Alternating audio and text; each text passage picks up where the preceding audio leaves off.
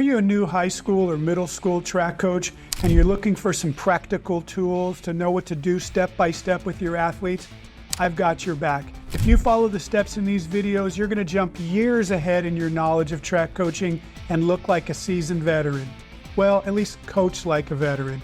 And more importantly, do right by your kids. So let's jump in.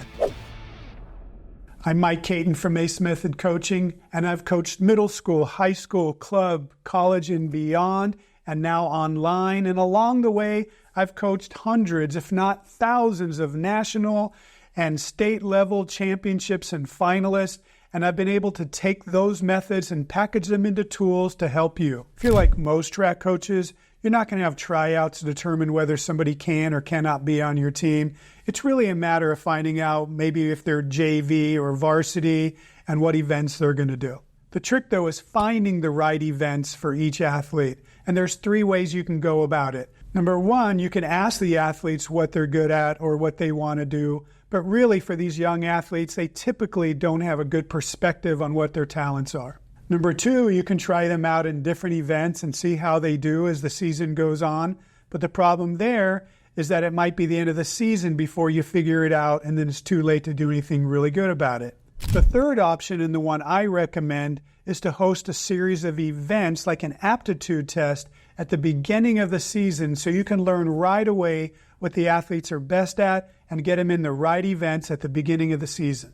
To do this, you should have 4 stations that the athletes are going to rotate between, and once they're done that, you'll have a 5th finale that they're all going to do. Station 1, a 30-meter fly. To find your sprinters, I recommend a flying 30-meter sprint where you're timing them from cone to cone once they've already built up their speed.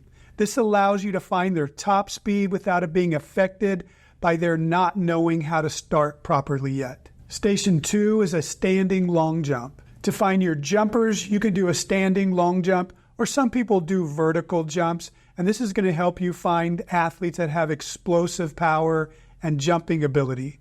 By the way, I've got lots of tools to help coaches, and a lot of them are free. I'm not going to mention them here because they change all the time, but you can find a link in the description below, or you can go to my website at acemethodcoaching.com. For the third station, to identify your hurdlers, I'll give you a couple of options.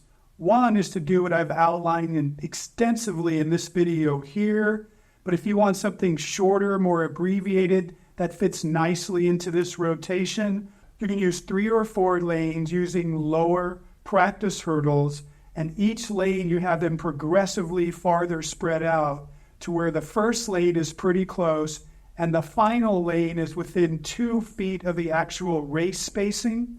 And you can have the athletes start in the first lane, and as they feel good in that, they could gradually progress to the next lanes. And through that, you'll find out who likes hurdling and who's inclined to it.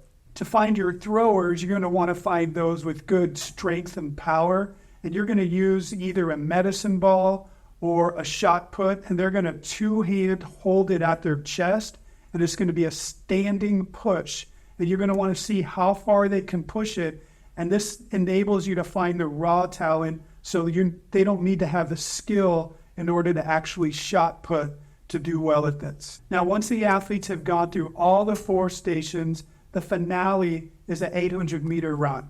Now, this is long enough to find those who are inclined to distance, but not so long that it turns into a horrible jog for the athletes that aren't going to be good at it. Throughout the trials, you're going to record everyone's results on a spreadsheet, and then you can analyze it and let that help you be a tool to guide each athlete to the best event that's going to give them the best chance for success. For example, let's say you have an athlete that performs lower than most on the 30-meter fly, the jump, and the push, but not so bad in the 800-meter run.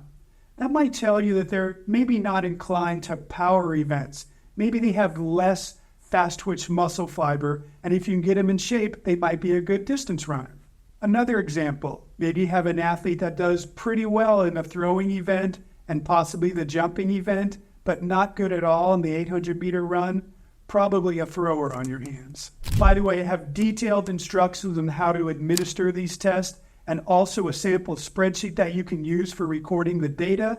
You can get it all for free and access it in the description below. Now that you've accomplished this, you can group your athletes so that each day after you do the team warm-up, they can go and have group-specific workouts. Speaking of this, in the next video, I'm going to show you how to manage and organize your workouts to get the most out of your athletes. By the way, if you'd like to skip all this learning and just actually get the workout program that I use with my athletes, you can find a link in the description below.